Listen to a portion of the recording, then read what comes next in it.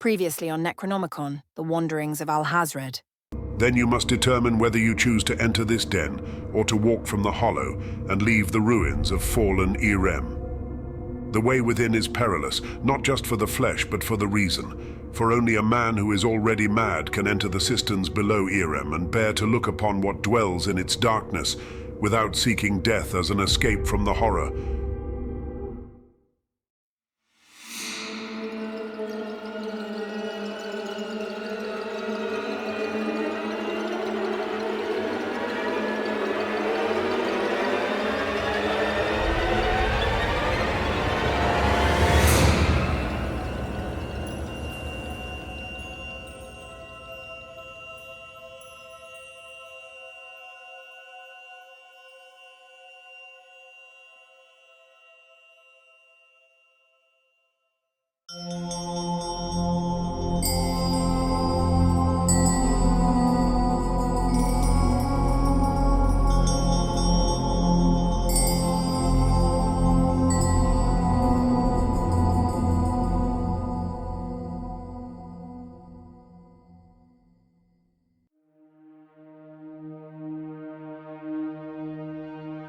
In the darkness beneath the earth, time does not pass as it passes under the daily cycle of the sun.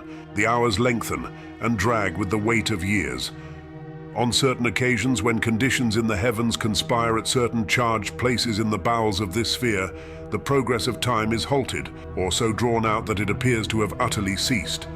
A falling droplet of water may be contemplated in its fullness, as it hangs suspended in the air like a polished bead of crystal on a silken thread. Whether due to this strangeness of time or some other effect, the creatures that dwell within the deepest caverns can live for spans of years that are only associated under the sun with the oldest of trees. They grow shriveled in appearance, but they do not die. This is only true of larger forms of life, for the smaller things endure no longer than their surface brethren. It may be that the extension of years is a function of reason, for it is true that all the creatures of long life encountered in the caverns possess at least some semblance of intelligence, and many have the power of speech, though the languages they use are those of lost ages and may only with difficulty be understood by a scholar of tongues. The mouths of these things are ill-suited to shape the words of human speech, and their ancient minds struggle to conceive our thoughts.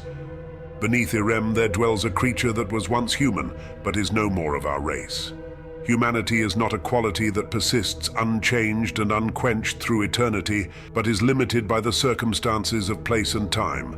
And this being of darkness lost all human nature since uncounted ages past, before the city of many towers fell to its ruin. She may be called a witch, though this term and gender possess little significance, for she is so changed that no trace of the attributes of a woman remain on her stunted and deformed body, and her witchcraft is not the art practiced in the habitations of human beings. The name of this creature is Ithakua, and she speaks in many ancient tongues, one of which is the primordial source of our own. By comparing the old words with the new, and by signs and gestures, she may be interrogated, for she holds vast storehouses of knowledge that are more precious than any earthly treasures. She has listened to the murmurings and chitterings of the dwellers in the deeper gulfs, and has learned their tongues and from them stolen secrets. She does not divulge these secrets willingly, but in return for offerings of food and other necessities, she will trade her knowledge. She has grown bent with the years, and hunting is difficult for her twisted limbs, though when required she can move with startling swiftness, and it is wise to sit 3 or more paces from her when listening to her tales of elder times. In return for the fresh carcass of a rat, she will answer a single question. Therefore, take care to ask wisely. She does not lie, but neither does she offer without prompting her most precious knowledge. In this way, she contrives to keep those who are her students with her, that she may continue to have fresh meat and other needed articles such as water and fire, whenever she may wish them. She is jealous of beauty in others, and in sudden fits of madness may seek to slay her benefactors if their faces offend her, for her eyes have grown accustomed to the blackness, and she sees as if under the sun. But one who has been disfigured in the face has nothing to fear from her capricious malice, for she finds the lack of a nose and ears amusing. Her laughter is dry, like the squeal of a rusty hinge, and it doubles her stunted body so that her forehead almost touches the ground. How long Ithaqua has lived in the caverns she does not remember, neither does she remember whose daughter she was before she retreated from the sun. But on all other matters, her mind remains keen. Her eyes glitter, small and black, in the leathery wrinkles of her face, resembling those of insects. Though she has no teeth, her gums have become hardened, allowing her to tear chunks from raw meat and chew them. Her strength is unnatural and has its greatest concentration in her hands. If by chance she is able to lock her fingers around a man's throat, no force of prying or blows will loosen them until she has snapped his neck. She goes naked except for a ragged cloak of wool that she hugs close around her hunched shoulders. You will not know what question to ask on the first occasion, nor even on the 10th. Yet if you have patience to serve her, over time you will acquire knowledge, and this may be used to direct your questions more precisely, so that the longer you remain with this witch, the more precious her answers become. The lore of the Old Ones is known to her, and the places where they are worshipped in the farness of the world, both on the land and in the oceans. Some of the geography she reveals is unknown to scholars, and may appear fabulous, such as the vast frozen waste that lies far to the south. For how could there be ice in the southern part of the world? Yet all that she speaks is true, and can be confirmed by diligent seeking. Question her wisely, and she will tell of the 7 great lords and of their origin between the stars, as well as their battle with the even more ancient beings known as the Elder Things, who dwelled long upon our lands before the Old Ones came and drove them into the sea. She knows of the fungus creatures of Yuggoth, who in ages past traveled here from beyond the sphere of Saturn to mine the minerals of this world. She knows of the time dancers from Yith, who put on bodies of their choosing when venturing to distant aeons. She knows of the frog-like servants of Dagon, and of the dread Shoggoths, the most mighty of all creatures that are fabled to live beneath the surface of the earth. When you are ready to depart from her service, take care to conceal your intention, for she will surely try to murder you. There is by her sleeping place a pyramid of human skulls, sucked clean of all their flesh, taken from those who have served her in the past. Let it be a warning to the wise seeker after wisdom. Do not attempt to escape from the caverns by the narrow way you entered, for it would require so much wriggling and clawing at the earth that Ithaqua would hear and would seize you by the feet before you could reach the surface. Then she would surely slay you, for her long arms are stronger than the arms of any 10 men, and her fingers are like the pincers of an ironsmith. There is another way of escape that leads downward, into corridors and chambers below the caverns. If you search for it with diligence, it will be found. But conceal your knowledge of this opening from the witch, lest she suspect your intentions.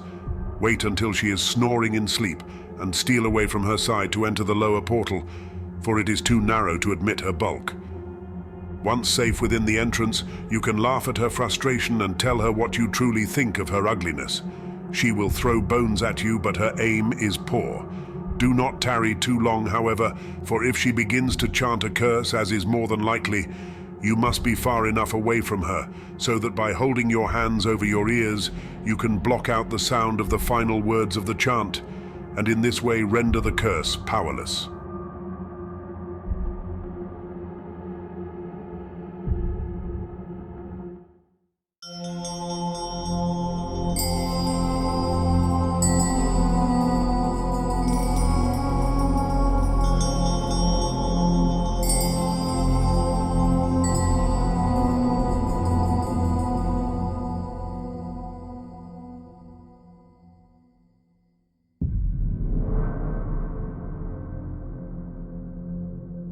Deep under the ruins of once beautiful Irem, deeper even than her cisterns and catacombs, lies a city constructed of chambers and corridors that were carved from solid rock. Its origin is older than the race of man, and it has no name. Not even the subterranean things that dwell within it know what to call it. Not even the ghosts of its former inhabitants remember. It may be that the founding of Irem and of the many pillars atop this place was mere chance. Or more likely, it may be that the ancient race of beings who inhabited the lost city in their last stage of decay employed some magic to cause water to flow upward from the depths of the earth, thus ensuring that Irem would be located above in order to gain a constant supply of fresh meat, for without a doubt, they were eaters of men. eaters of human flesh. Human bones and skulls litter the corridors. Most of them are the smaller bones of children or infants.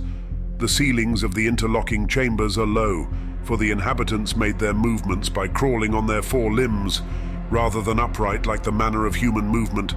The greenly glowing ceiling of each room and hall provides a light for the normal vision equal to the light of a single candle, but in the utter blackness of the depths, it is brighter than day. Paintings of many colors decorate the walls of the chambers, their pigments upraised from the surface of the stone and textured to the touch, so that they seem to stand forth with a reality more than pictorial. And when gazed upon for several minutes, these paintings waver and give the appearance of motion and life, for so uncanny is the skill of the ancient artists. Contained in these decorations is the history of this unknown race, a reptilian race, which a wise man may read like the words in a book if he takes the time to study them. They were creatures who resembled the crocodiles of the river Nile in shape, but with longer limbs and shorter tails, and with skulls domed and large. The forelegs of the creatures ended in slender fingers suitable for the manipulation of tools, and it is evident that they could bend upward and support themselves upon their hind legs and tails when using these hands. They possessed great wealth. All of the figures in the murals are shown wearing elaborate gold and bejeweled collars and headbands, and their brown bodies are draped in costly robes of the brightest colors. It may be that they did not depict their slaves, but only their nobles. The oldest paintings on the walls show a distant time when they lived upon the surface of our world in cities of soaring towers connected by slender causeways, the like of which has never been erected by men. Around these cities grew forests of gigantic trees inhabited by monstrous beasts. A horrifying cataclysm destroyed the monsters of the forests and blackened the skies, casting the cities into darkness and driving the race beneath the surface of the earth. Deep in the protective caverns they prospered and learned to raise their own foods and create their own light. Truly, the ingenuity of these beings is a marvel to contemplate. The murals degenerate in quality as they illustrate later epochs in the history of the reptilian race. Slowly, it slipped into decay and declined in numbers, until at last, only this single underground city remained. When humanity built the towers of Irem in the valley above, secret cults began to worship the lower dwellers with offerings and sacrifices. The paintings show the sultans of the city of Irem ruthlessly seeking out these cults and executing their members, but the worship continued even until the fall of the city. Now, although it is evident from the abundance of their wall paintings that they preserved and communicated important events through images, the reptilians also possessed a written script based on sounds. Upon their walls, a small number of simple characters is repeated in groups to create words, just as is true of our modern writing. Indeed, so similar is the script of these beings to that of human writing that they must have learned it from the citizens of Irem during their centuries of interaction with men. When the foundations of Irem were laid, these reptilian creatures had so degenerated that they possessed little to offer our race, but they found ready use for what we had gained by our own ingenuity. So are the mighty fallen and humbled in their despair, until ground to dust by the millstone of ages. Nothing is shown upon any of the walls concerning the collapse of Irem into pits in the sands. It would be easy to conclude that the breaking of the dome of the great cistern beneath the palace was a sudden and natural event, unrecorded because it was unforeseen, and because it brought about the extinction of the lower dwellers, who in a single day lost their source of meat. However, upon the floor of one of the higher corridors of the underground city, there is an object that suggests to the wise traveler a different occurrence. For covered in the dust of ages, a bronze sword rests between the ribs of a skeleton that is not human. And here is the tale of the sword, the tongue of which speaks without the need for a mouth. The soldiers of Irem found their way into the corridors of the nameless city below, perhaps in pursuit of members of the cult that worshipped the lower dwellers. Thus, to prevent their hunted extinction at the swords of men, the last reptilian inhabitants used some remnant of the same magic that long ago had caused the waters of the earth to fountain upward into the cisterns. They used this magic to bring the city of Irem tumbling down, for there is magic that can fissure and shake the earth. Even in their degeneracy, the creatures must have known that they wrought their own destruction, yet such was their hatred of men that they did not hesitate. Their blood ran cold through their hearts like that of the serpent, with no sun so deep beneath the sand to warm it. The implacable malice of the crocodile is proverbial. Rather than see their own extinction, they doomed the city of Irem.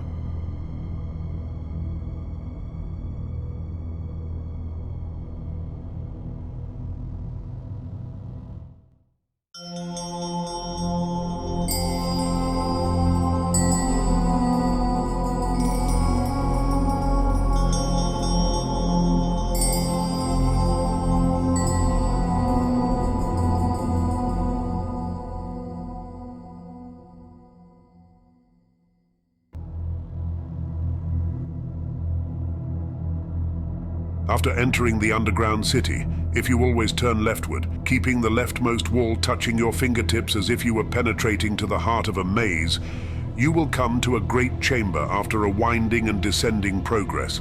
A chamber much larger than the others, having a high and domed roof painted deep blue with pigment made from finely ground lapis lazuli, so that it resembles the night sky.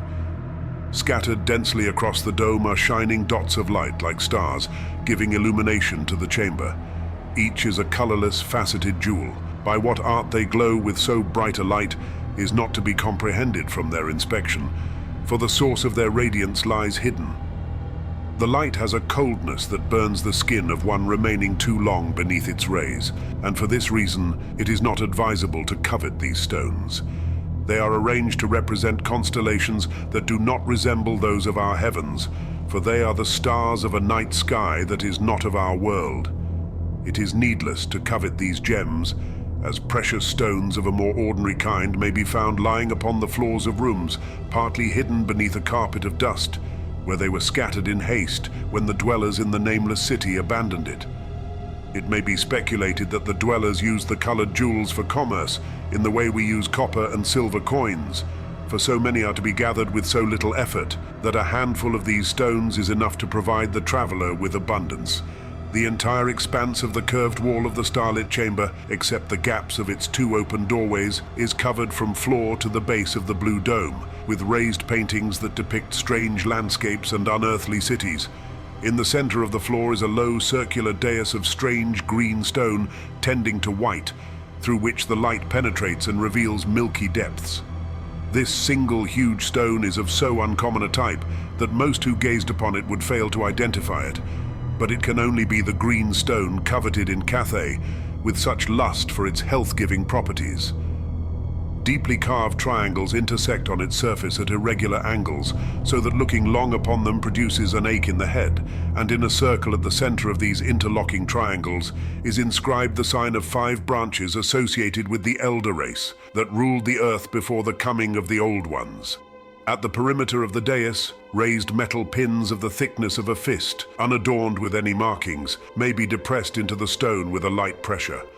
The metal of which they are made would be unfamiliar to our alchemists, but it has resisted tarnish and corrosion through the ages with a nobility akin to pure gold. One pin may be pressed down at a time, and it will remain lowered only for an established interval of hours, after which it returns to its former level. There are 7 pins, one for each of the paintings on the wall.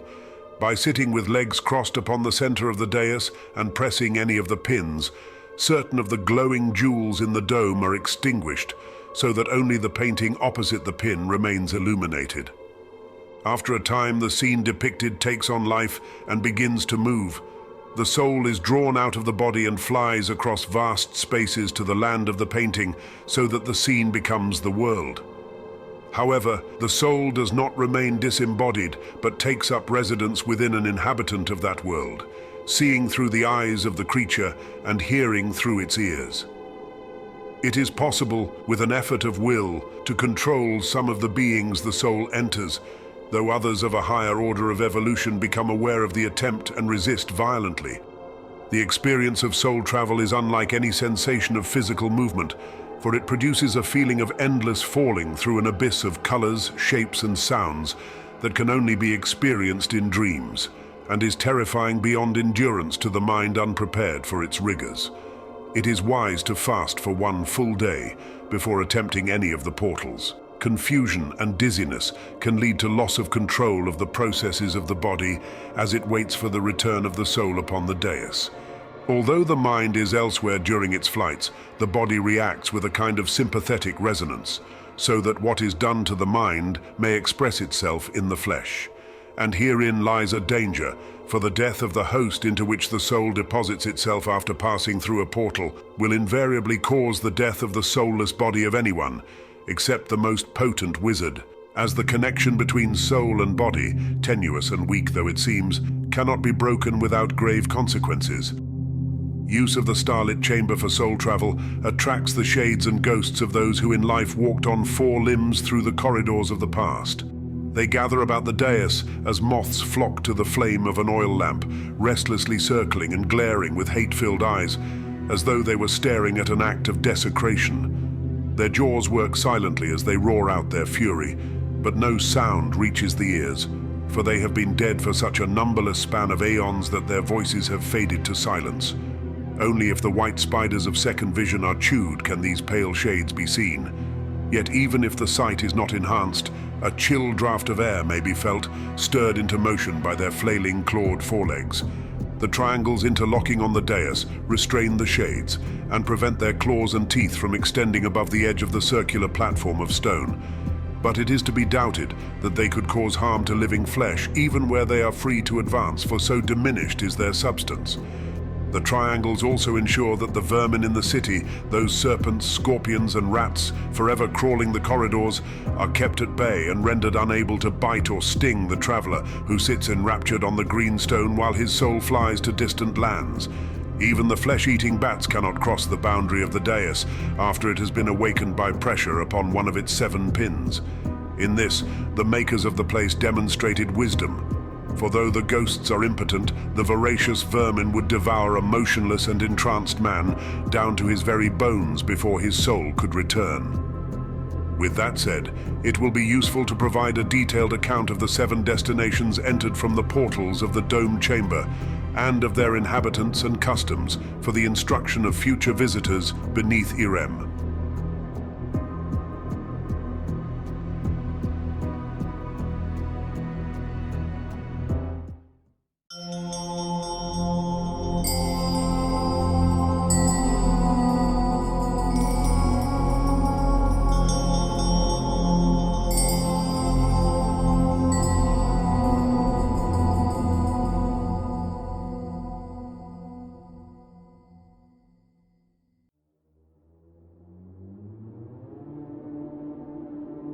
In the distant land to the east, beyond great mountains that reach so high to the heavens that air itself is fabled to be absent from their peaks, lies an elevated grassland surrounded by unclimbable cliffs, except for a few narrow stairs that are carved into the rock. It is an uncanny region filled with mysteries about which it is perhaps better not to write with unguarded words. The land is known in the local tongue as Leng. Its most numerous inhabitants are herders of beasts that resemble shaggy goats. These animals supply all their needs. Their meat is the main diet of the nomads. Their dense coats the source of cloth for their garments and round tents. The nomads are short of stature but broad of body, with lungs adapted to the thin air, and sallow of face, with slitted black eyes and bristling black hair. Rarely do they walk, but move from place to place, mounted on horses that are not as our own, but are so small that the feet of their riders brush the grass, with bushy manes that stand upright. Near the center of the plateau, upon a slight eminence of ground, stands a great monastery of black stones and red tile roofs. This monastery is the dwelling for a sect of monks said to worship incomprehensible gods and practice abominations so unnatural and repellent that the inhabitants of the plateau prefer not to speak of them and even avoid turning their eyes toward the place. The herders fear the monks who never leave their monastery during the daylight hours and are rarely glimpsed by other men. They are the lords of Leng, and all tribes pay annual tribute to them, yet so indifferent are they to the people and affairs of their realm that their influence is hardly felt, unless at rare intervals when an extraordinary event compels them to act in their own interests. It is whispered that they are not quite human. The true leaders of the people of Leng are the shamans, who hold great power in their camps by virtue of the terror they inspire.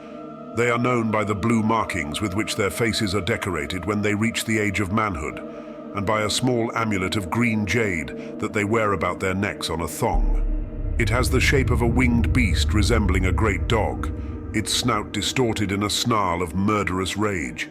This stone is both a symbol of their power and a sign of their bondage, for once put on they may never remove it, and must wear it even after death, lest the harvesters of souls will send collectors in the form of crows and rats and other carrion things to steal their bones and enslave their sleeping essence. Dogs similar to those carved on these stones haunt the outskirts of the camps, their drawn-out cries sounding across the plain like the lamentations of the damned. These beasts are far larger than our desert dogs, almost the size of a crouching man. They lack the wings shown in the images of the amulets, but are in every other respect identical. Hunting in large packs, they take the weak herd animals for their food and, when they are able, the children and elderly of the nomads. No force of arms serves to keep them at bay, only powerful necromancy employing the corpses of slain warriors, who when animated become the night guardians of the camps. The winged hounds of the soulstones are jealous protectors and will smell out the footsteps of any fool who steals such an amulet from its shaman and exact a terrible vengeance. So long as the amulets are worn, the shamans are invulnerable to the consequences of their actions and may enact any outrage against men or gods with impunity. They fear nothing other than the monks of the monastery, to whom they accord a sullen respect.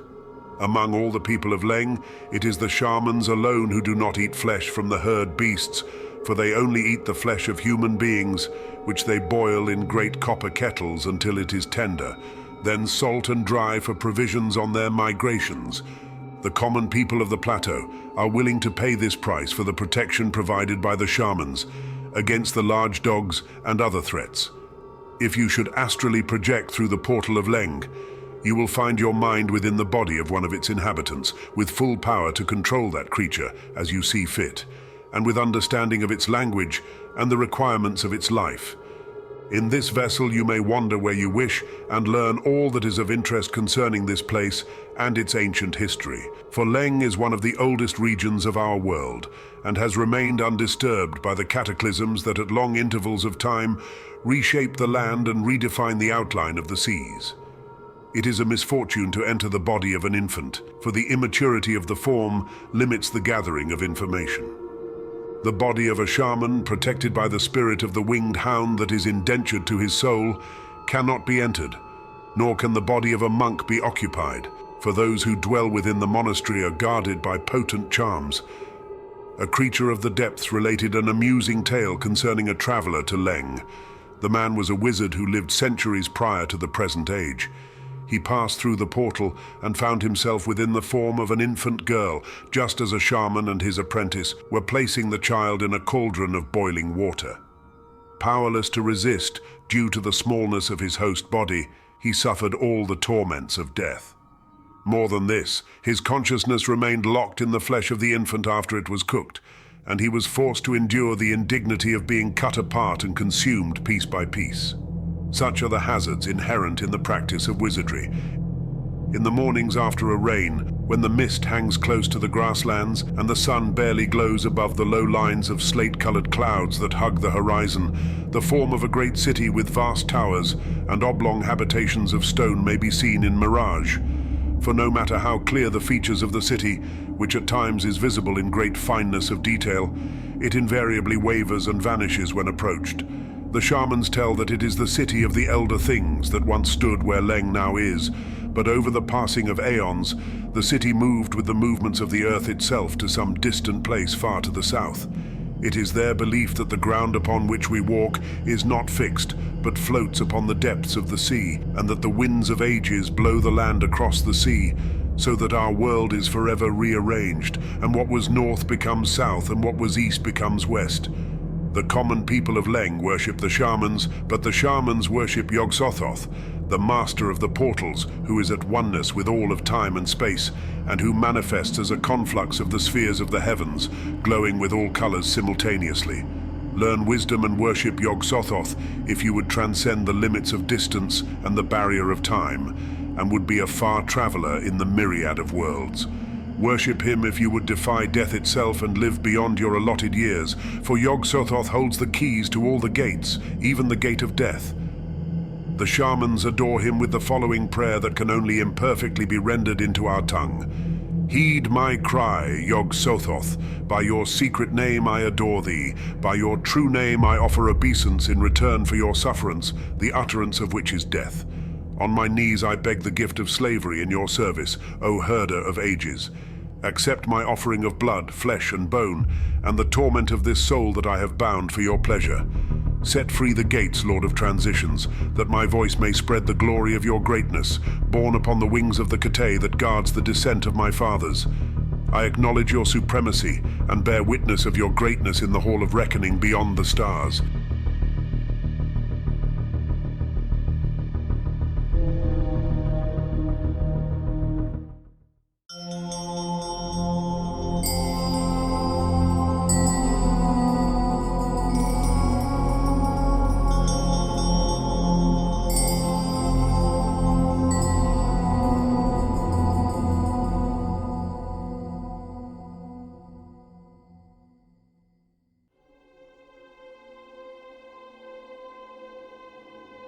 The City of Heights, as it may be called, is the original home of the Elder race, more ancient even than the Old Ones who traveled to our world long before the creation of man.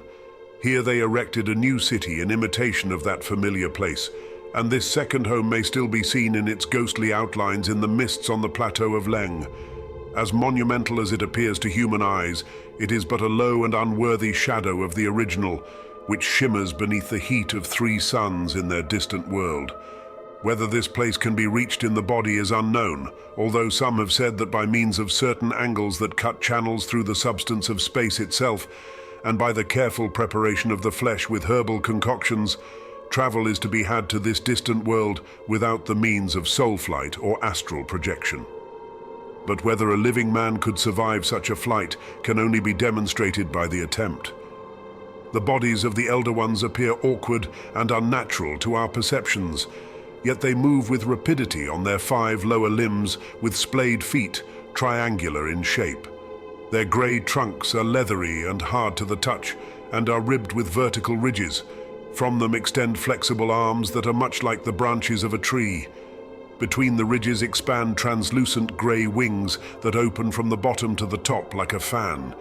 These wings enable flight both through air and the emptiness between the stars, and their rhythmic beatings speed the progress of these creatures underwater. At times, the inhabitants open them to the rays of their suns to enjoy the warmth. The eyesight of these monsters is excellent because it permits seeing both before and behind, to which men are unaccustomed, for it requires a period of acclimatization before it may be used to good effect. The immediate impression is that of one image laid on top of another, as though a painter had executed a second work of art directly on top of the first in such a way that both could be seen. After a short while, this disorientation of the eyes passes, and they serve as admirable instruments with which to appreciate the beauty of the city. Although the City of Heights has no proper name recognized by our race, it might well be called the City of Colors, for so resplendent is the light of this world. The largest sun is red in color, the medium-sized sun has a yellow color, and the smallest sun, which is scarcely bigger than Venus at her nearest approach, has a blazing bluish-white color that cannot be looked upon without the eyes of the inhabitants becoming dazzled. These 3 colors interact without being blended, so that one moment the sky is pink, the next blue, the next a delicate shade of green, and so on, changing with rapidity from one hue to the next, and making all that is seen in the city below seem to dance and flicker with the reflected rays of finely cut jewels. The bright towers are tall beyond the power of the mind to comprehend, for their tops are set within the clouds, yet from a distance they do not appear so high, for they are not slender spires such as we are accustomed to make when we wish to project a building into the heavens. They are of massive thickness and square corners. So finely set are the stones that these soaring artificial buildings appear to be carved from single blocks. Their uncivil shapes defy the earth, for some are wider at the tops than at their bases, and have immense flat surfaces upon which the Elder Ones walk upon and converse with one another in their shrill piping voices that sound as much as our flutes do. They excel in pictorial representation, but delight most in depicting their own forms, as though their very shape were to them a holy thing, or that by reproducing it in their paintings and carvings, they could draw assurance from it as from something perfect in an imperfect universe. Everywhere it adorns their walls, their fountains, even the balustrades of their high balconies, for they love the heights and rarely venture into the shadows between the bases of their buildings or into the dense jungle that lies at the borders of this vast city. It may be for this reason that it has acquired the title City of Heights among the deep dwellers of our world and the few men who converse with them. Paintings in their numerous galleries show their coming to our world when both its dry surface and its seas were still devoid of life, that not a blade of grass grew upon the lands and no fish swam in the waters. They are equally at home in water or air, and took their initial abode upon our world under the waves as a living place less hostile to their flesh than the harsh rays of our sun, which in that ancient time was hotter and more burning. It was this very harshness of the sun that prevented the growth of life on the rocks. It is not that our sun is brighter than the three suns of their heavens, but as they say in conversation between themselves while gazing at images of our world, it is because our higher zone of air lacked a barrier to the rays that weakened their force. To make the oceans more pleasant, the Elder Ones created many types of living things. And when long aeons had passed and our air became thicker, plants began to grow upon the rocks, and later still, insects crawled and flew among them. The Elder Ones emerged from the waves and built their new city, where Leng now resides beyond the mountains of the east. For a period of time much greater than the existence of our race, they lived untroubled, pursuing their studies and creations, for they are curious creatures who seek to know all the mysteries of the worlds they have opened. But then the armies of Cthulhu came and drove them back into the seas and destroyed their city. After the passage of a span of time that cannot be measured by our arithmeticians, since there is no word for so large a number of years, the Elder Ones again emerged from the depths and built a new city upon the ruined foundation of the old in the land that lies at the southernmost extremity of our world. For over time this land had floated upon the great subterranean ocean from the north to the south. Here they remained until the coming of the ice, when they again returned to the sea.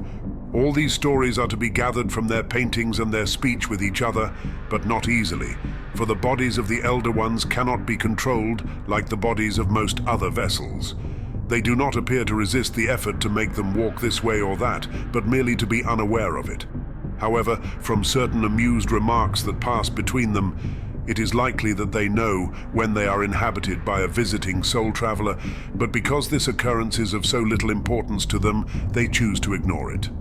Much of their time is spent in intellectual discussion, for their minds are keener than those of any other living being attainable through the portals.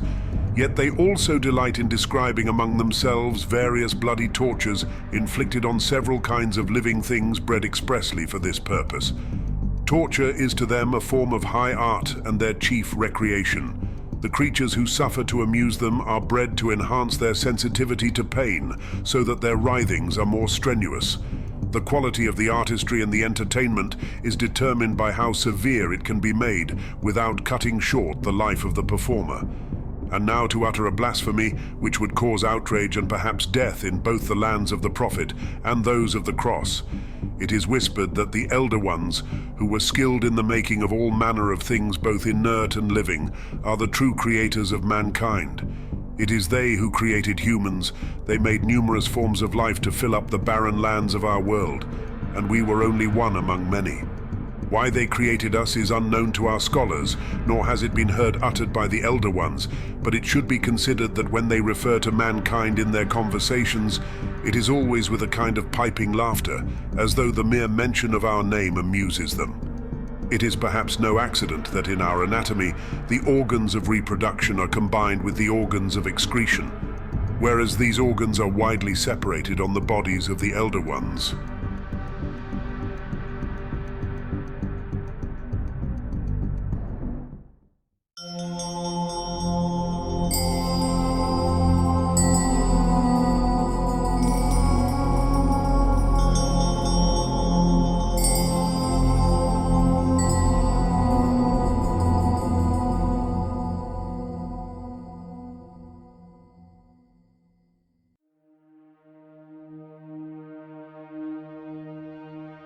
The city of R'lyeh occupies a series of wide terraces on the slopes of a mountain, deep beneath a great ocean that lies far to the south off the coast of Cathay. Since these waters are unknown to the trading ships of all nations, the precise placement of this mountain cannot be pointed to on any mariner's chart. In the distant past, long before the creation of our race, great Cthulhu came with his warriors, servants, and many children, and he built the city of R'lyeh on the heights overlooking a fertile island as a fortified place where they could dwell in security from their enemies. In construction, it resembles a fortress, with each terrace guarded by walls 100 paces thick. When the island sank into the depths, R'lyeh was submerged together with its inhabitants and their lord, Cthulhu. So say the scattered and solitary scholars of this god in our own age, when they are compelled to reveal the secrets of their studies. It is no easy matter to cause them to speak of these things, for they have no fear of death. However, there are worse torments than the end of the flesh, and life can be the greater evil. Though they respect the power of dead Cthulhu who lies dreaming, they have no wish to emulate his fate, nor to feel the worms and beetles gnaw at their still sentient corpse, for their flesh would not renew itself, unlike the flesh of Cthulhu which does. R'lyeh is built of rock and is of vast dimensions, though it did not soar into the air, as did the city of the elder race that inhabited our world before the coming of the old ones. R'lyeh, held close to the earth in shape, its dwellings resemble great blocks stacked like the playthings of a child. The green stones of which they were built are of a size too massive to be moved even by the skills of the Egyptians, yet they are so perfectly set that the blade of a dagger cannot be inserted between them. On the peak of the mountain stands a single stone with squared corners, an obelisk so large that it would dwarf the greatest pyramid of the Nile. Nor is it a slender column, but a thick block with 4 vertical sides that are covered over their surfaces with carven symbols, the pictorial writing of the old ones. Beneath the obelisk, in a cavern cut into the rock of the mountain, Cthulhu himself is fabled to lie in his tomb. His condition cannot be described by any word in the languages of man, but in the tongue of the old ones he is said to be meditating, sleeping, or dreaming. His body is not formed of common sinews, bones, and muscles, but is made of a gelatinous substance similar to bone marrow that heals itself when it suffers violence, and so remains unaffected by the passage of time. It is whispered that in the dimness of the past, when men were yet like beasts and ran naked, the god foresaw the coming of a time when the stars would conspire with their rays to destroy him and the other lords of the old ones who had traveled through space to our world. And in his wisdom he devised a protection from the harmful rays of the stars that caused a state of torpor resembling deep sleep, save that no life remained in his gargantuan body, only an unquenchable intelligence that planned and waited and dreamed for when the stars would work their way around in their turnings and once more would become conducive for his race. With the strength of his mind alone, he guided the progress of humanity and selected groups of men and women to be his adopted children. He was the warrior lord to those who owed him a fealty, and they served him with their lives. The final purpose of these devotees is to release Cthulhu from his tomb when the stars have moved sufficiently in the heavens to dispel the danger to his waking continuance, for he cannot awaken himself but must be awakened from his sleep.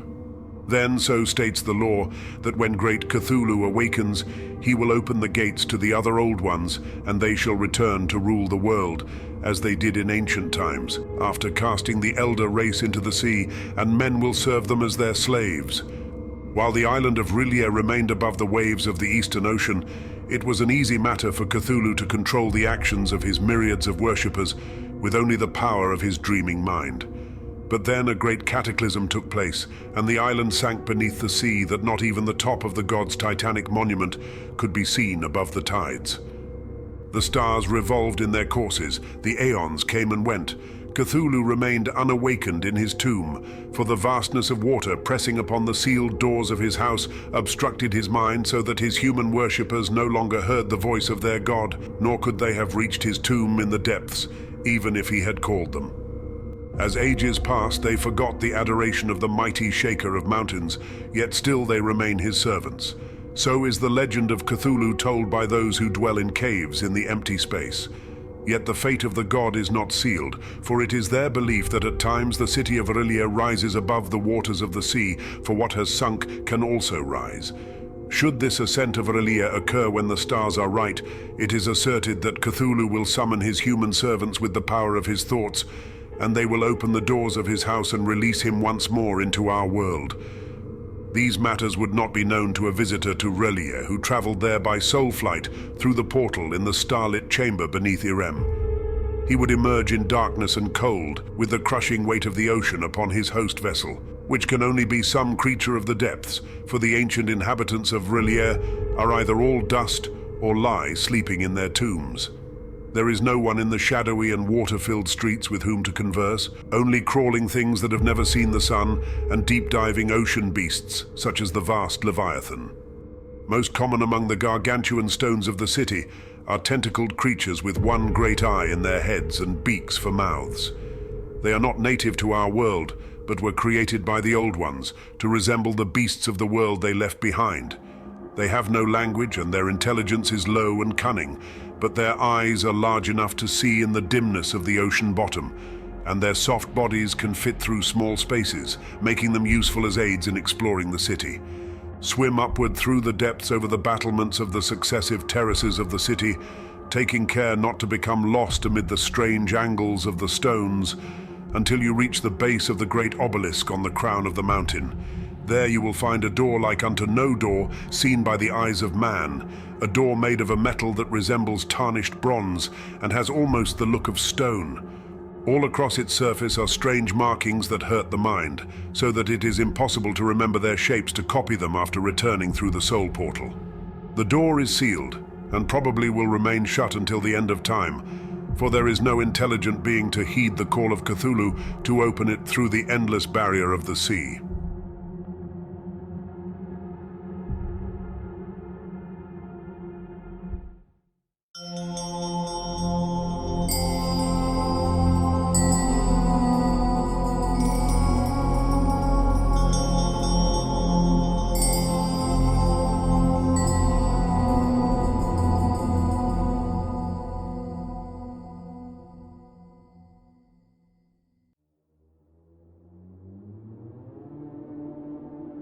A strange race known to the herdsmen of Leng in their folk tales dwells in a world of ice and darkness beyond the sphere of Saturn, yet within the orbit of the fixed stars.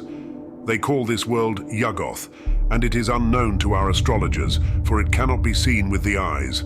Yuggoth is not this strange race's world of origin, which lies within the constellation of stars known as the Greater Bear, yet it is still so remote from the Earth that our sun is a mere point of light in the star-crusted blackness of their sky, and offers no warmth that can be discerned to their touch. A single great moon circles their heavens, much larger than the moon we know, and is in color a dull purple similar to the color of bruised flesh. They dwell in caverns and get their heat from fissures that emit sulfurous plumes of gas. Glowing lichen on the cavern walls offer a faint crimson illumination that is sufficient for their needs, for their eyes are adapted to the darkness so well that they see as well in the night as we see in the day. It is difficult for the traveler to judge their size, for there are no measures of comparison with the human form, and the weight of things on their world is less than the weight we know, that when dropped, a stone falls slowly as through water. Their bodies are covered in a horny armor or shell that is similar to the armor of scorpions, or to sea creatures such as the crab. This natural defense makes them dreadful warriors, as neither sword nor axe can penetrate it. Little can be seen of this shell, for their entire bodies are furred in a white fungus that resembles bristling hair. Only their faces and their powerful hands do not have this fungoidal fur. Their hands are shaped like the pincers of a scorpion, but having more complex movements that allow them to grasp tools.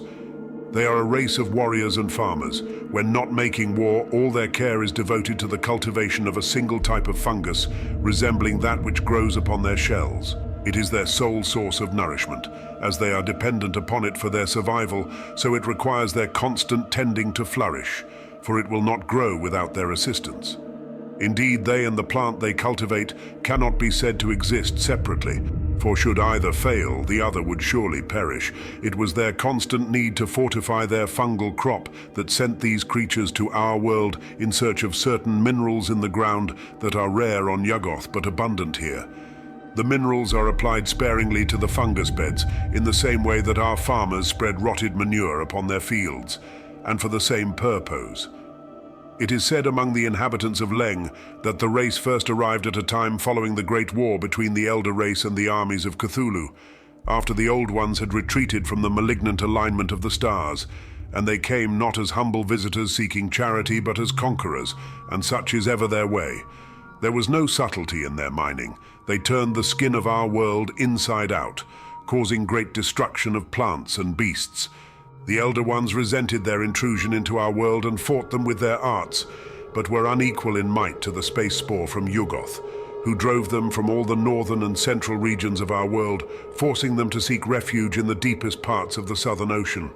The caverns of Yuggoth are splendorous and vast. Where nature on their world has not sufficed for their purposes, they have carved the rock and have constructed buttresses to reinforce the roofs and great arches to span the crevasses.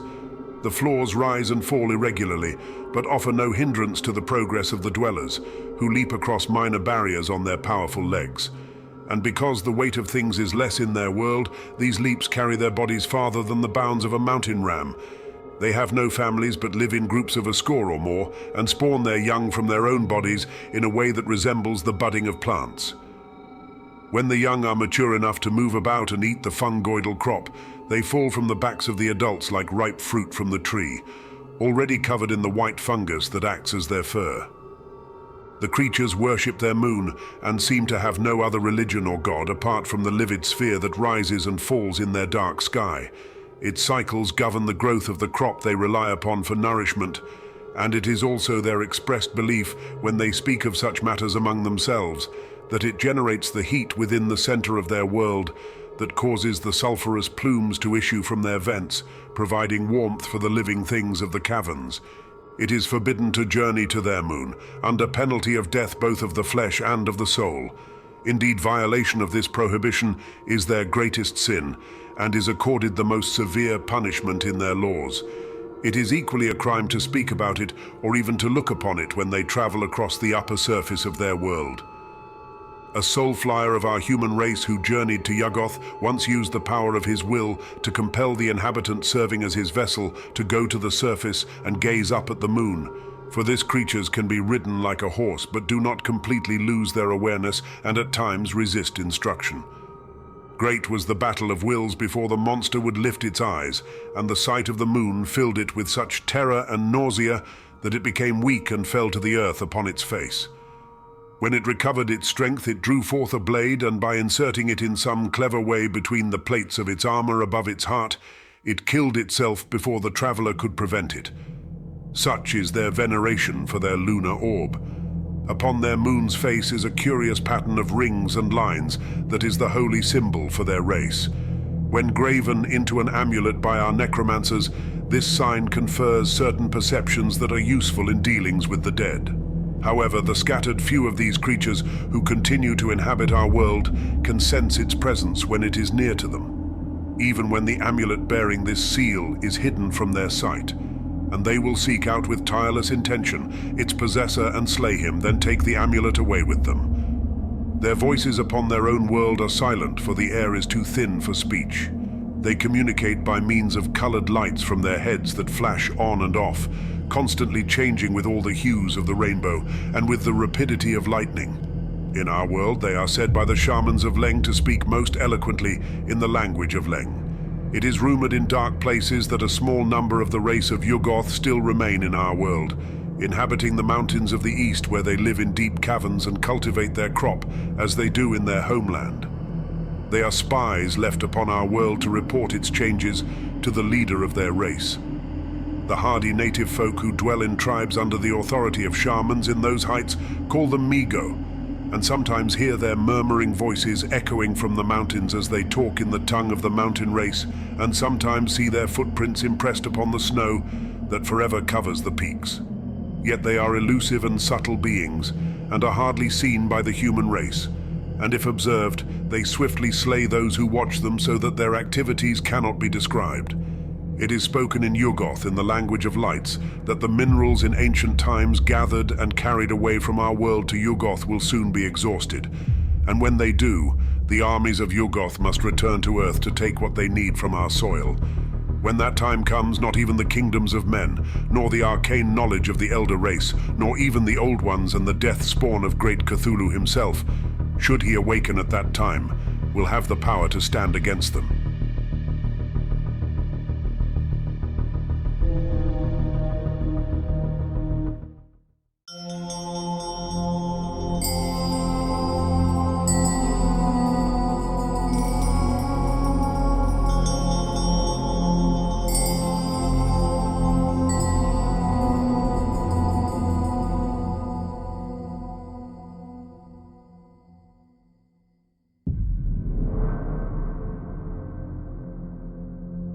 The gateway to Atlantis crosses not only space but time, for the traveler is taken into the distant past when most of our race dwelled in caves and wore uncured skins, possessing only stones with which to hunt, and lacking the skill of writing whereby they might record their works.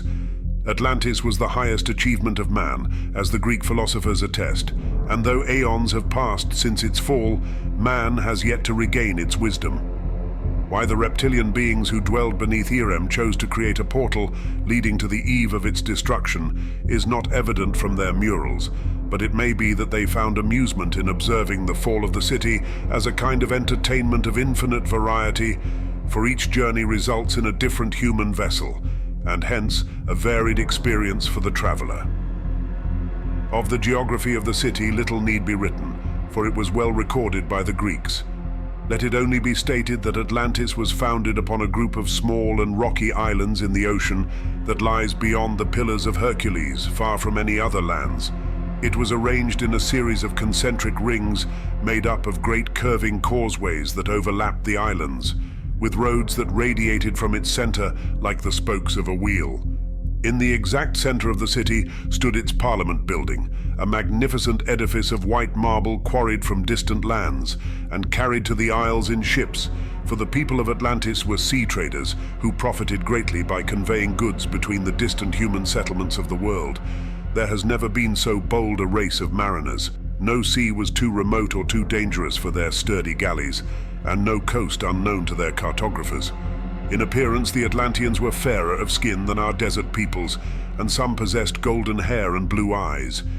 Enjoying both grace of body and strength of limb, they were reputed to be the most beautiful of all men. But their hearts were evil, and their fair exteriors concealed a blackness within. They came by their great sciences not honestly, but in dealings with the children of the god called Dagon, one of the lords of the Old Ones, who lies in his house beneath the waves beyond the Pillars of Hercules, waiting for the stars to realign and become conducive to his kind. His children have been called the Dwellers in the Deep. They have power to travel both across the land and through the water, although it is said that they much prefer the waves above their heads, and cannot with comfort long endure dryness on their skins which have a faint bluish cast and are pale, like the bellies of frogs. Their heads are blunt and rise from their shoulders, without the mediation of a neck. Their fingers and toes are webbed for easier swimming. At their sides are gills like those of a fish. They wear no clothing but delight in costly ornaments and jewelry, and no superior workers in precious metals and jewels are to be found anywhere in this world. Endless wealth is theirs, for they are aware of all the shipwrecks that have ever been and have easy access to the wrecks to despoil them of their treasures. It is a strange characteristic of the dwellers in the depths that they feel affinity and attraction for our race. Tales are told of friendships and even loves between the children of Dagon and the children of man, and by some unnatural art they are able to breed with human beings when they wish to create offspring from these abhorrent couplings. For it was never meant by nature that the deep ones and the surface dwellers should engender children, and such spawn is cursed to the 10th generation. For breed as often as they will thereafter with men, they can never expunge the traits of their alien blood. The women of Atlantis bred freely with the males of the children of Dagon, in their degenerate lusts preferring these couplings to union with men of their own race, and many children of mixed blood were created. These mixed-blooded children came to rule Atlantis, although they never appeared unveiled under the light of the sun, nor openly challenged the arrogance of the pure-blooded citizens of the city, who regarded the mixed spawn of the deep with revulsion and contempt. But the pure-blooded citizens became dependent upon their unnatural intelligence and their associations to increase the power and prosperity of the city. Those of mixed blood grew to hate the much more numerous citizens of pure blood, and their hate burned even more deeply in their hearts than the hatred of the slaves stolen from many lands by the Atlantean ships.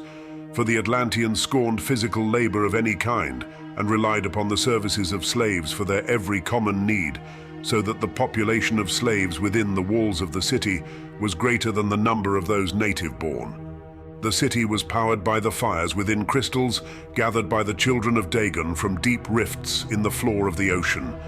These same stones were used to build terrifying weapons that could burn ships and overthrow fortifications.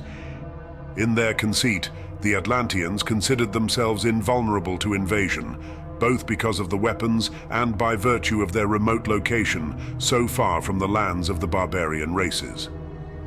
The half-breeds with the bluish blood of the Deep Ones flowing coldly through their veins were content to run the affairs of the city and wait and watch for their opportunity to overthrow the arrogant nobles. In secret, they devised a plot with the foreign-born slaves and with the children of Dagon to overthrow Atlantis and slay all those of pure blood, for they reasoned that the nobles contributed nothing to the keeping of the island and therefore served no purpose. A soul traveler to Atlantis through the portal beneath Irem emerges within the body of one of its inhabitants, but whether in the body of a slave or a noble or one of mixed blood is a matter of chance that cannot be controlled. The portal is so constructed that the visitor emerges in the mid-morning and for several hours may observe the works of art and social pastimes of the city through the eyes of his host. In the afternoon, the invasion of the dwellers in the deep begins, in unison with the uprising of the slaves, and the chaos that ensues makes observation difficult, for the vessel of the traveler is often swept away on the ebb and flow of warfare, or may even be slain outright in the first clash of arms. It is at once apparent to the traveler that the blue-blooded traitors who conceived the overthrow of the city miscalculated in their assessment of the decadence of the nobles. For though they had little skill in any other field of endeavor, the nobility excelled in warfare, which was the devotion of all their energies throughout their lifetimes. From the age of 5 years, the pure bloods were trained daily in the use of the sword, the javelin, and the bow, and soon became wise in innumerable ways of killing. The half-breeds sought to keep the nobles away from the weapons vaults where the energy crystals were stored, but they were swept aside in the first assault of the nobles, so that when the forces of the Deep Ones arose from the sea, the noble warriors of Atlantis stood ready to repel them. The destruction wrought by the crystal light cannons wielded on both sides of the conflict is beyond the power of the pen to convey. No such warfare has ever been waged in modern times. For the art of making weapons so powerful has been lost even to the Deep Ones themselves, who forgot in the ages since Atlantis sank the art by which the crystals are empowered. So great were the forces released that the very fabric of matter itself was made unstable, and the sea would no longer support the isles upon which the city was founded. A rift opened and the city sank, together with all its inhabitants of many races, and those dwellers in the deep, who were too slow to flee to safety in the turbulent waves. A traveler to this fair city is constrained by the nature of the portal, always to watch, never to act, for the vessel into which his soul is put into cannot be influenced by his will. The reptilian race that made the soul gateway so contrived this portal to prevent a traveler from attempting to influence the outcome of the conflict.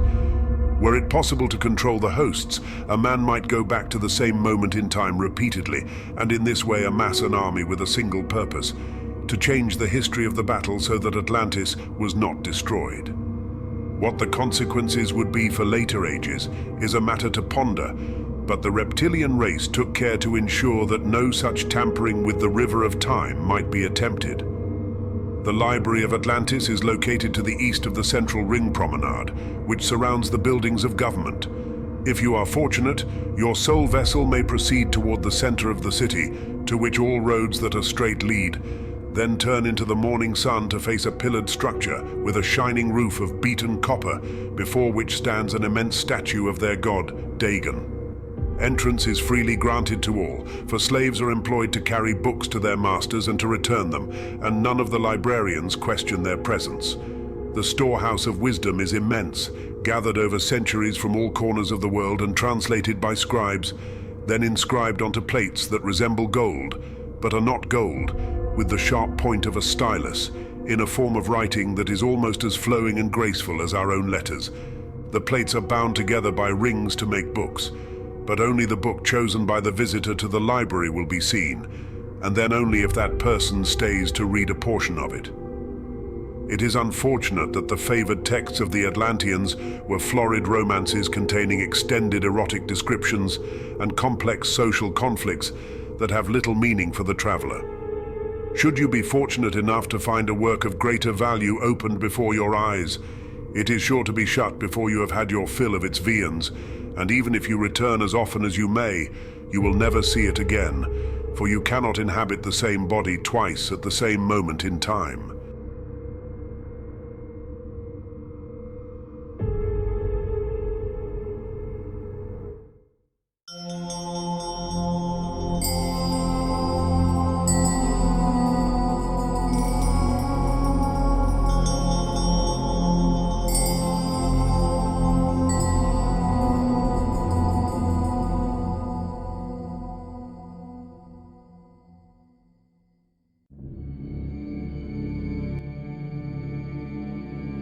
There are places in this world precious to the seeker after arcane arts.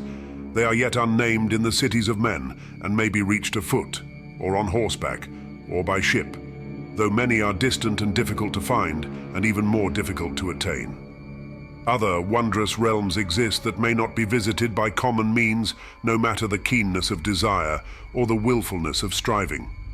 Some, such as the city of Atlantis, are in other times, either in years that have passed or years yet to come, while others have presence in our own time but not in this space in which we dwell, so that a man with unaltered mind might walk through them as through a shadow or a mist, and have no awareness of their nature, unless at the nape of his neck there arose a prickling of unease.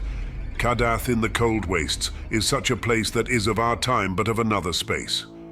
It is fabled to lie north of the Plateau of Leng, beyond the snowy mountains. This is no more than a fable, but it has a mustard seed of truth at its heart, for Kadath is near the ruins of the ancient city of the Elder Ones, and the creeping of the land upon the ocean that supports all the ground of our world has carried both realms far to the south.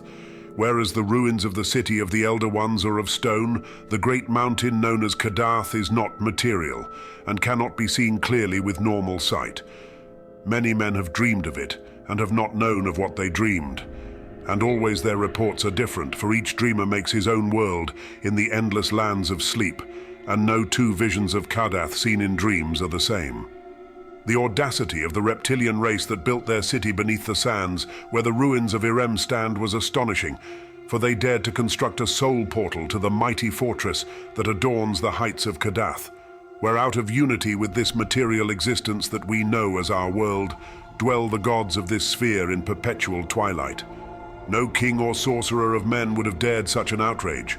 The crocodile beings cared nothing for the sanctity of human adoration.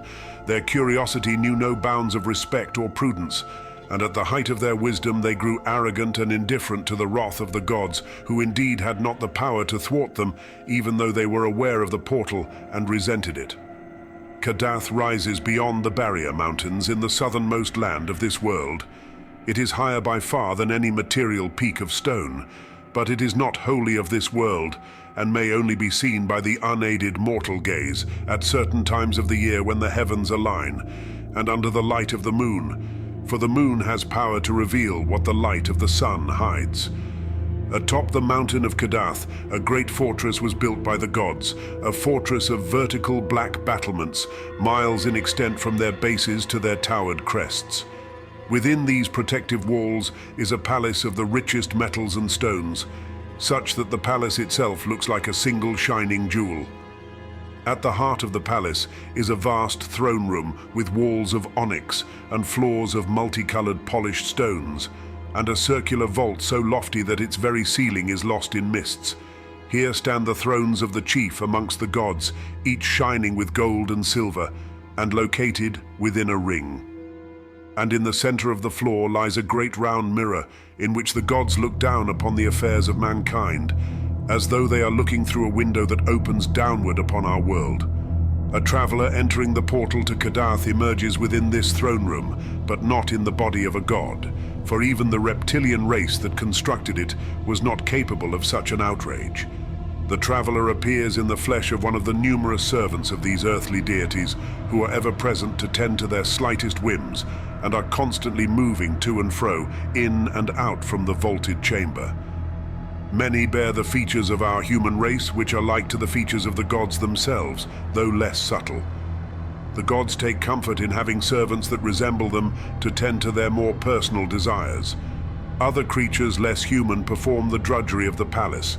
The human-like servants are more numerous, and it is likely that the soul flyer will find himself within such flesh. They are easy to control with the will, and may be made to approach and regard any object of interest. Here, a secret must be revealed to the wise, who will not repeat it except by whispering it into the ear of a trusted disciple of many years, for it has caused the deaths of many men. It is believed by the heathens and the barbarian races, and also by certain hidden sects in our own lands, that these gods who dwell at Kadath in the frozen wastes were the makers of mankind. However, the truth is the opposite, for it was the dreams and visions of men empowered by their desires and driven by their wills that caused the gods to come into being from the very fabric of space itself in the dim beginnings of humanity. Man was created along with the other benign animals of this earth by the elder things for their amusement, and when man first began to dream, the gods who dwell at Kadath were formed. This is the secret held by the Egyptian priests, who never forgot it even over the centuries that their land suffered the subjugation of the Greeks and the Romans. The priests teach that men have power over the gods through the art of magic because humanity created them in dreams. Indeed, the dreams of our race sustain the gods still, and without those dreams, they would fade to the nothingness from which they arose. A visitor to Kadath will observe that the gods vary in size, the smallest being no larger than their servants, and the largest of gigantic proportion and towering above the rest. The thrones themselves are similarly various in their dimensions, and the size of any god is not fixed, but changes over the passage of generations as many or fewer of our race remember and worship it. As the god increases or diminishes, so does its throne, for the throne is the seat of its power. It might be thought that the gods, in the midst of their beautiful palace, surrounded by every luxury and diversion they desire, live an existence free from care, in which they enjoy endless pleasure. But this is not so, for a darkness hangs over them, making their voices hushed and their smiles pale. The gods do not rule Kadath unhindered, but endure an overseer who dwells in a small chamber located directly above the dome of the throne room. The chamber is of simple and rough stonework, unadorned by any hanging tapestry or carpet, having no furniture or illumination, lacking even windows or a door. Within its darkness resides the formless creature named Nyarlathotep, the faceless black god of distant space, he who is of 1,000 forms and who is the messenger of the Old Ones. It is whispered by the gods that Nyarlathotep dreams in his tomb, just as great Cthulhu does in the realm of R'lyeh. Though where the tomb of Nyarlathotep is located upon the earth or under the sea, they do not say. Within his dreams, Nyarlathotep is present in Kadath, which he rules as a spider rules the shining strands of its web, sensitive to every movement and every presence. The gods have pledged their obedience to the purposes of the Old Ones, and in return the Old Ones aid the gods against their enemies and perform services for the gods that are beyond their power. No action is taken by any god of man without the knowledge and assent of Nyarlathotep, and those who defy his will, he destroys so completely that not even their memory is left to our race.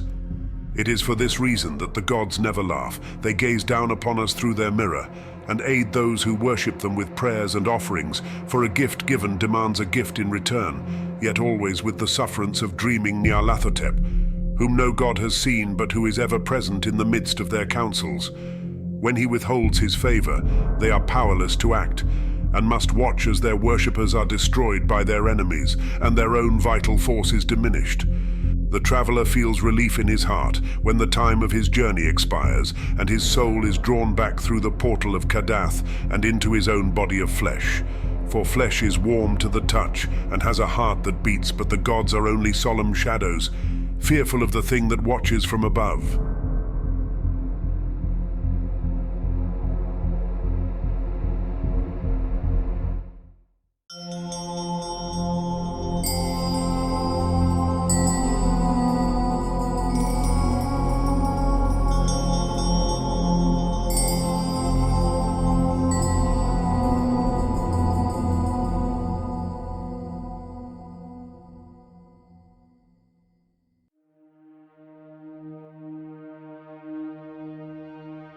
The Isle of Albion lies beyond the Pillars of Hercules in the northern part of the Western Ocean, yet it is so near to shore that it may be seen across the strait that separates it from the mainland.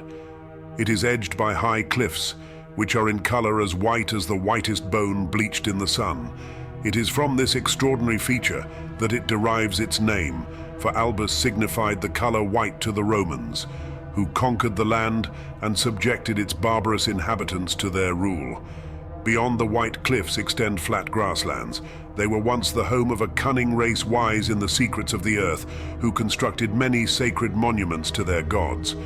The race departed long before the coming of the Romans, leaving only their curious constructions of earth and stone to continue upon the land, scarcely altered by the passage of myriads of years. The greatest of these ancient monuments is a temple of monoliths arranged in a circle so that they resemble rough-hewn pillars that are squared rather than rounded.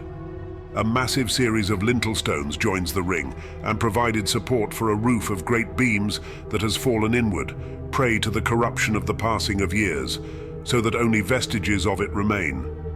Within the ring are even larger stones, as great in size as any erected by the arts of the Egyptians, though not so massive as the stones of the island of R'lyeh, which indeed would not have been possible to move by the efforts of human beings.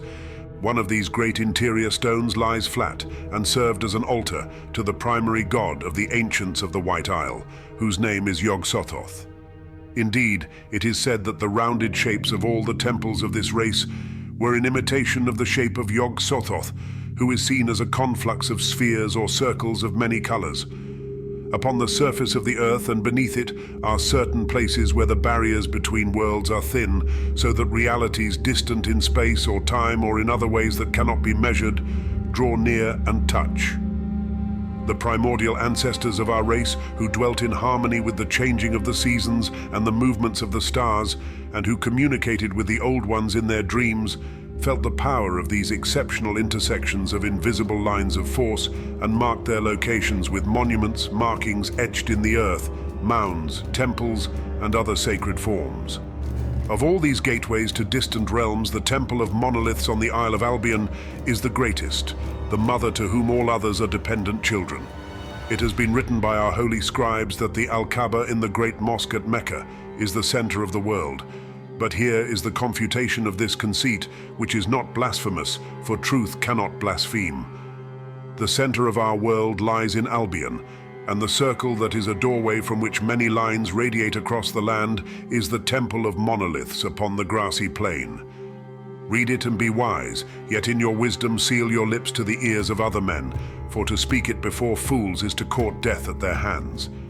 Many truths are known that are not to be spoken, and many truths have been lost to the silence of ages. The barbarians who dwell presently on Albion have forgotten the beginnings of the temple. The Romans believed the local fable that it was the work of the Druids, a priest caste that flourished in the forests of the Northlands and on the White Isle before the time of the prophet of the Christians. But even this lie has been forgotten by those whose mud and wattle huts are now erected near the temple. Yet in their ignorance, they cannot deny its power, and a forbidden cult makes sacrifice of human souls at certain angles around the perimeter of the stone circle on appropriate days of the year, when the sun aligns with the stars and the gates are unlocked. For these offerings to Yog-Sothoth, whose true name they do not speak, criminals condemned to death are used, and the form of sacrifice is to strike off their heads with swords as they kneel within their shallow graves which they have dug beforehand with picks. By their blood, the lines of the earth that radiate from the temple as the strands of a spider's web from its center are quickened, and their vital forces constrained in balance for the continuing fruitfulness of the soil. For if these lines become weak or entangled together, blights, upheavals, and quakings of the earth result not only on the isle of the temple, but in distant lands in the far places of our world. The cult of the temple regards itself as the safe keepers of our world, and should its numbers fail, great catastrophes would surely follow. All its work is the harmonizing of the lines, and the use of the gateways to reach other worlds has been forgotten, except to a few who gained it in the deep places from things more ancient than our race. A recent soul traveler to the round temple of Albion happened to find himself inhabiting the body of the high priest of the mysteries of its cult at the moment of sacrifice in their most sacred ritual, which occurs at dawn on the shortest day of the year. Since he possessed no knowledge of the proper litany, he stood as one dazed with the broad sacrificial blade upraised in his doubled hands, staring down at the naked youth bound with his face to the sky upon the altar. The lesser priests began to murmur uneasily among themselves. Their leader came forward and demanded in the language of Albion that the high priest complete the correct recitation of verses. The traveler knew the language but not the verses. Thinking to escape his predicament, he feigned illness and, swaying as though sick, caught himself upon the corner of the altar stone. The surprise of the surrounding crowd drained the blood from their faces, so that in their white linen robes they resembled a host of specters in the pale light of winter dawn. After a moment of stillness, the lesser priests cried out, sprang upon their leader, thrust him in the place of the bewildered youth upon the altar, and drove the sacred blade through his heart. Only his great skill in necromancy allowed him to survive the death of his host and thus record this amusing tale as a warning to future users of the soul portals. It is to best advantage that the traveler to the Temple of Monoliths go there in his human vessel alone in the darkness when the waning moon has 3 nights remaining to complete her term, and await within the temple the moment when the moon is centered above the solitary standing stone that lies beyond the doorless entrance to the temple. He must have his human vessel chew continually the leaves of the herb known as cinquefoil, so that its juice is ever on his tongue. When the moon has attained the standing stone, certain hieroglyphics will appear upon the surface of the recumbent stone. Mark their shapes well in the mind, and at the first opportunity inscribe them on parchment, for they have great utility in dealings with the old ones and those things that serve them. One who has read this book with care and understood its words may find these hieroglyphics elsewhere if he has wit to seek them beneath the rays of the moon. For the sun is the moon's mate, and what is written bold to his full face is whispered to her turned cheek.